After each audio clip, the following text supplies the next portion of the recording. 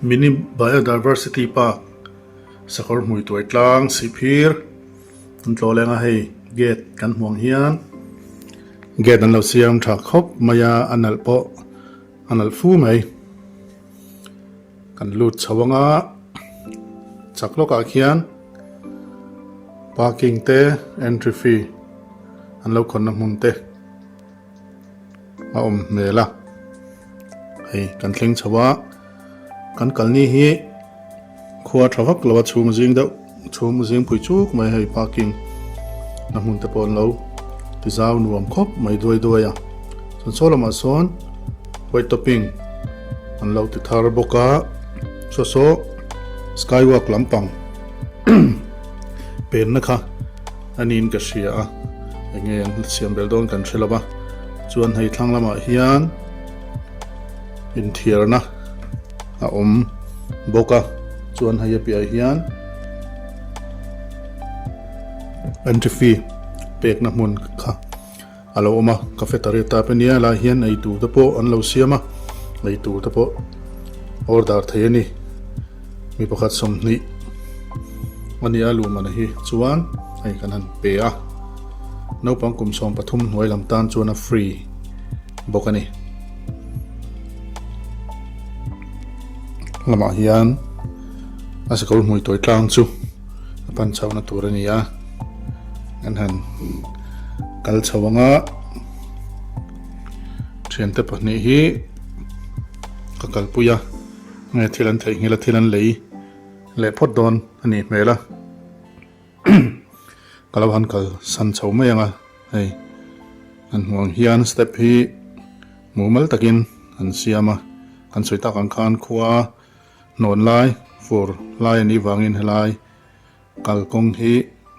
alla file tuklo na sam fai chi alo na mai thaya na kin achon fai dewin anon sam le turangai bukila helai mun hi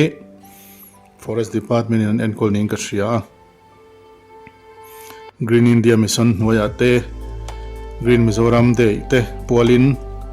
thing an phun boka helai muna hian an enkol viau maya nagar vans project noi te poka an nitlatin ka ria forest noya eng mon scheme hi aom venwal boka ai thutleng ti maila thutna tur lungin an lo siam a di hian hei lungan pha a kalkunga hian kan kal chhozelang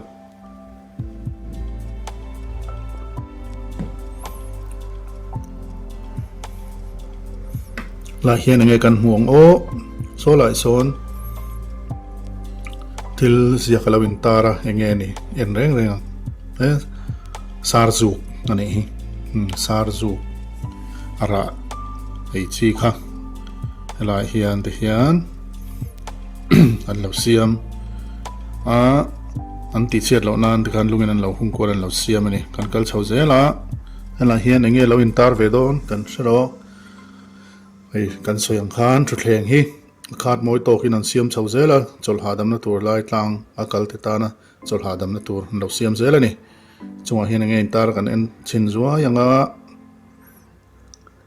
bolhlo aboma ipai lo hian kan ha pui thina sin antia adi khop mai bolhlo aboma kan pai lo hian midang ten an ha pui an thiana chutian chun halai tlo te po hian hei bolhlo aboma an siama hian da sam kan tum don nia ton din huna chun kha kan thukan oi khop mai sakon mui toi tlang hi sipir le lungta inkar ha mani a ahla lutuk vak lawa sipir atang hian km thum km level ani mai thaya kalkong chaklama penga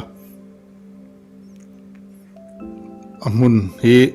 eng ma thil chi sang an siam hi chaklama hian kal chhauna step boka achaka khian enge kan han en vechin rang ki thlam alo oma hei ti hian helai amua la hian tlai zong an phun khat deuh vek maya green mizoram de man a pokhan helai hmuna hian department rang ten thing an lo phuna tlai zong te chom zil te khuang thli te savarat lan turang chi te la par amoi turang chi te kha helai hmuna hian an phuna natlang an lo nei mup to ni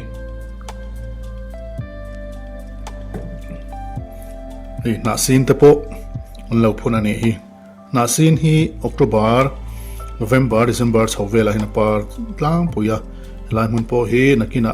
an par chhawanga na sin an paranga vul phai chu kanga kongbul hi chuan a chaklama amual saklai thlang lama tleizong te po hi alian pol hi chu an par ve to mai thaya rechi alawa hei signboard kan huang hian Green India Mission ti ain zia ka khang khami project pol khan helai hi an chei ni ol tak ni hei thalai mi ngamazat an holam kan tok boka thalai hian kan tlo huma helai hun hi thalai te ta na in ti hlimna tur mun hi kan nei tam lu tok lo aum chun hi chu kan bo huma kan kal hum mai ni kan tui hala kan tui hal zia hri in sarkar te department te point ti hian mun rana thalai te in ti hlimna tur mun han hoi kho thon na tur mun te po an siam chho zela an siam chho zel tura ngai bokila en kan hun ma nei te hi dim doina chang kan hriat fo kan hriat zela poimo me hei tian han enila mual hian tleizong an phuna nakina chuan tleizong hau hi anun that zela par chuan alanal viawang hilai mual hi tleizong mual tepo ati theidon ani kan kal phei zelang hei na sin po an phun phei zela kongsira hian chuan kan soita kang khan tleizong hi an phun na savia wani alkonga hian hei saron te po an phuna pangpar kongbula thutna an siama dikhan kan kal phei zelanga solai deu luka son waiting set te po oma chung te po chu mi an lo chol nge chol lo te po kan hu phei zel turangai la kan en phei zel turangai la kan kal phei zelang ti hian hei kha tokin pangpar velan lo chinga saron te vau te tiang khan an pangpar phuna kha an hunga thatewin ti khan an kalpa ti chiat mai thailo na turin ti khan an siam mani kan dim do angai kan ti kha kemani tan zelani kemani tan ve kan ni ti kan chiat po tho me waiting set chu so kan thleng dona helaya hian ain akong ti mai la in to khom na deu oma atlang lampang le thlang lampang kalna ko waiting set po anal khop mai amu mal viang maya thutna ala tha ri khop mai hian railing lo om duai maya lama saklam ki atlang chungsang lampang jok ania toite han kal chhowe chinila ti hian railing hi an siam chho duai mai tlak dal ti mai la in von chhona tur te tlak dal ania tin a cheina ani pa bokani helai hi tang hian han clear velila thanglama khuan leng puite sai rang te si mui tiang khan lo om put maya chon sol ma chim lama son si phir dur tlang ti te tin atlang chip pakhat sol lama son om bokani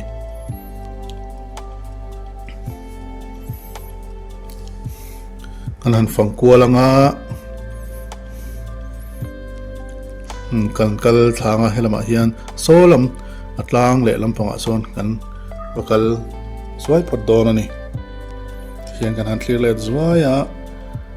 kan kal tanang hei kong le lama hian na sin an lo chinga tin sap puipar sap pangpar anti bokha an ching buka apar vul ho huna chuan anal viau don ani helai mun hi ei an athen chu ani man sam le tran to an enkol tha ang reng viau kan ti to kha la hian kan kal pei zelanga atlang le lam pakhat hi kan kemena zal deu zo kan niam deu zo kan kal phot don ani helai hian hei in mangai te in ngai zong ten ti don nge ni tala an lo kal an lo khai far hlom maya tu tange kan selawa an rinom na thu tiam an lang na an da te po ani mele ibol hlo pai dana imi sia lang ke helai dustbin bula hen lo om buka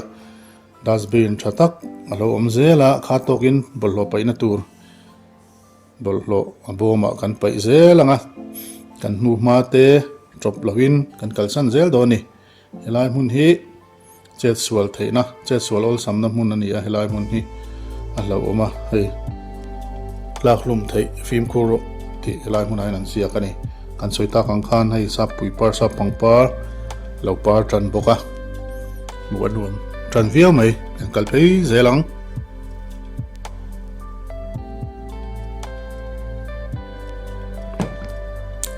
ti hian kong le lama pangpar an phuna apar huna chuan lana viawa kan ka hun he kan nichina kan soita kang khan fur hun lai ni a nim thin hun lai nim trau tam hun lai te thosi wangwat om hun lai te khwa a phui chu hun lai te ani a ka kha kanan soinon le ni sela ai railing hi an ti tha thep khep khlop khop maya kan kal chho zelang helai hian thu minge lo in zia puro siam ngeta MZE General Headquarters lama tanga an shoi tun helai tlaizong kha aphun ani mele an thalai te kan kal kan in sul pel so maya athanan ho athanan ron kal mek boka athan kan mek boka tiang khan helai hun hi thalai ten kan tlo viau mai ni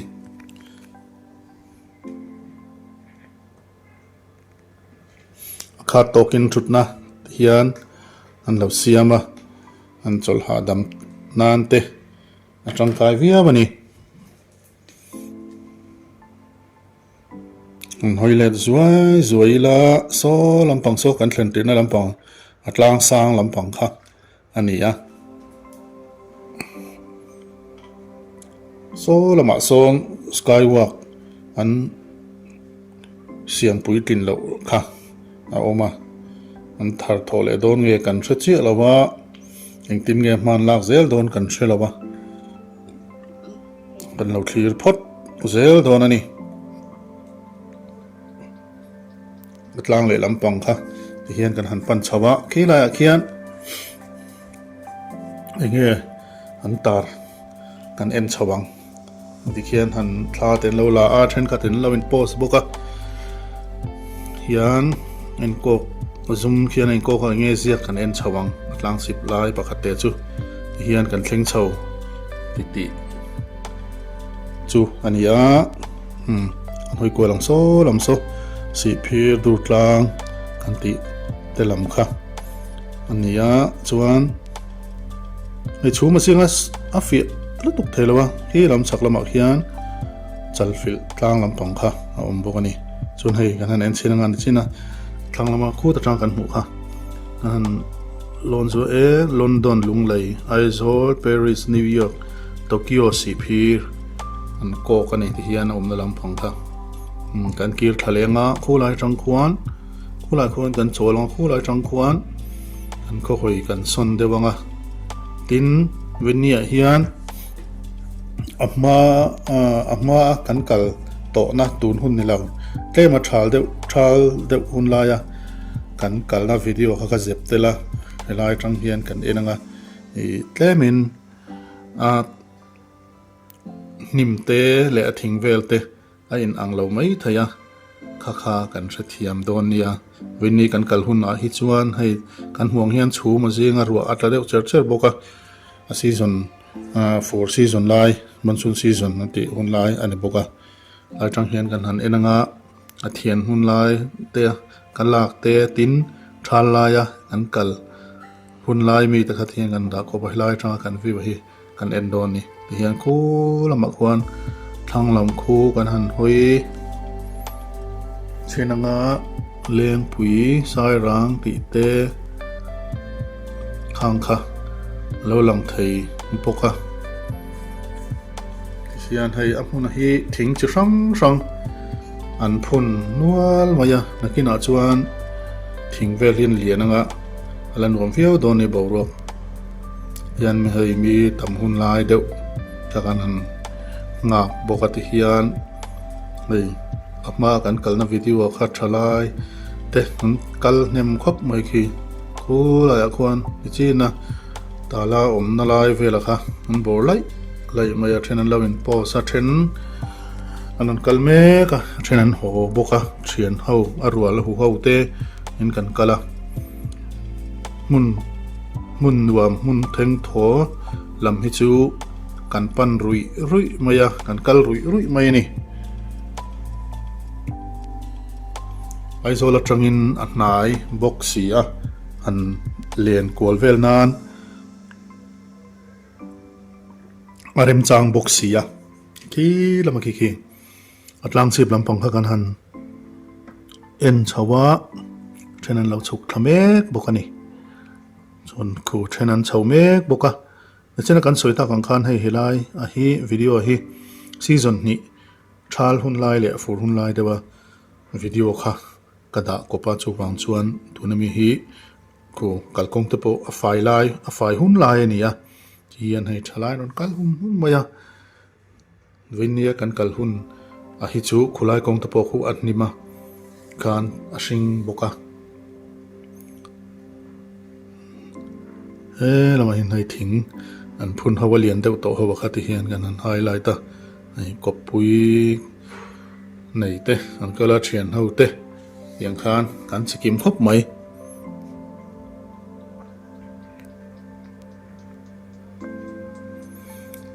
thenan don kal ngo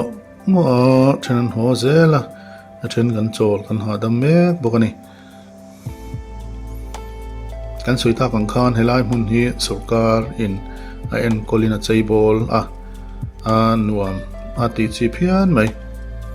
an hei thian te mer te po an local vele zeu boka wenia hian rom kan titlang via mai amero chu kan soita kan khan heng kan mun ma kan mun nei te hi en kol konga chan kan lang deuh angai apoimo kan thil ei na korte nu chu mai lawila tin kan thil nei ate hi dim do ila wan tlang thil hi imani mi malta anga enila ngai theila ti chuan kan thil nei te po hi atlau deuh thin o me tun ma deuh te kha chuan wan tlang thil te hi chu ti chet turamo dim lo turamo hi kan ti thina amara chu tun generation a hi chuan wan tlang thil dim na chang te po hi kan hreto a kan fil fai to a mi kan changkang to a kan bright to a chu wang chuan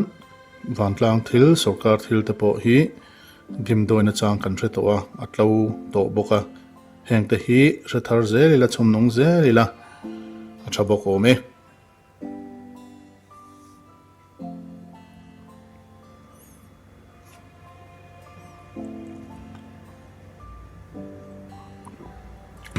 season ni vel video kan ti kha tuna hian ki lama hi trend khat ki an oman phei boka te chuan hi tlang chi pa thu thlenga khian thu anom ri lo ani kan hai kan han en an han zoom kwal le thua kanga thenin thlan lawin lak mol bokani taka hai thlang lama hian kan han hoi thanga khu ta khuan khu lama khon rel leilon kha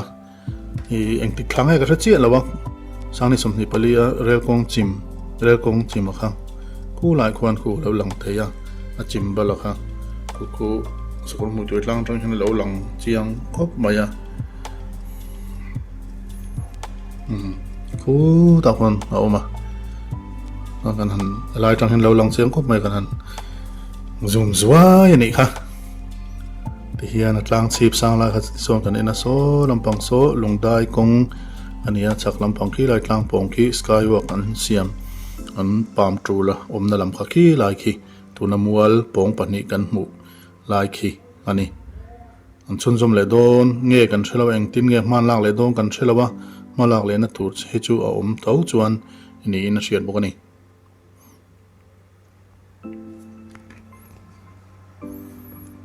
kan thlir le thuak anga ti chuan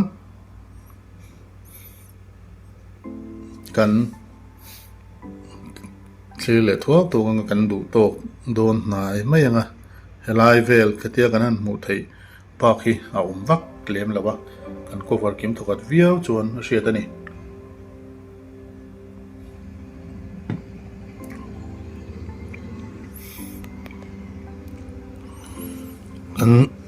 kan han kal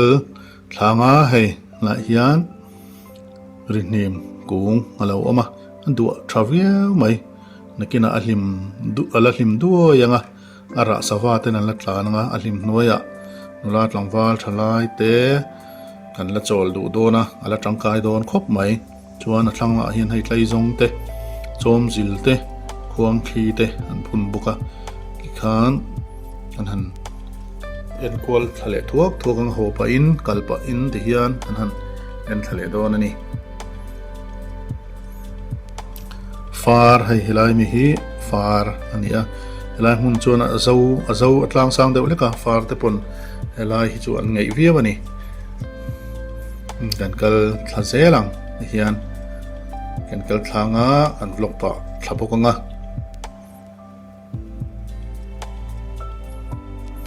a kon lai kha ti hian kan thleng thla tre pa hei ding lampang mi hi chu ngiau ani hi ngiau te chin sun hlu te po an lo ching bawk ani hi yan kan kal thla ho lampang kan nei nga chun hei ding lampang a hian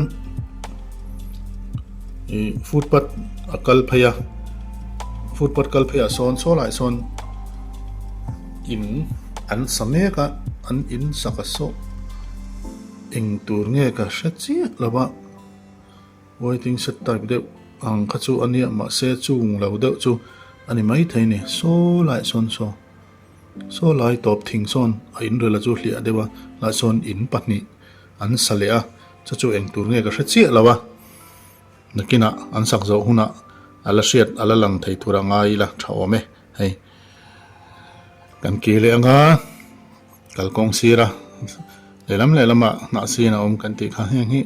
october thavela an part chonga anal don to kan la kalang kan line post le chuai hlam don ani thalak kan nei na le hlam via wang ig lama te kan post le chuai anga nal le via hlam don ani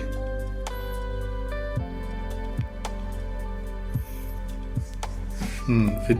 ti hian season danga video ka ze tel ka ti ka helai hin chin khan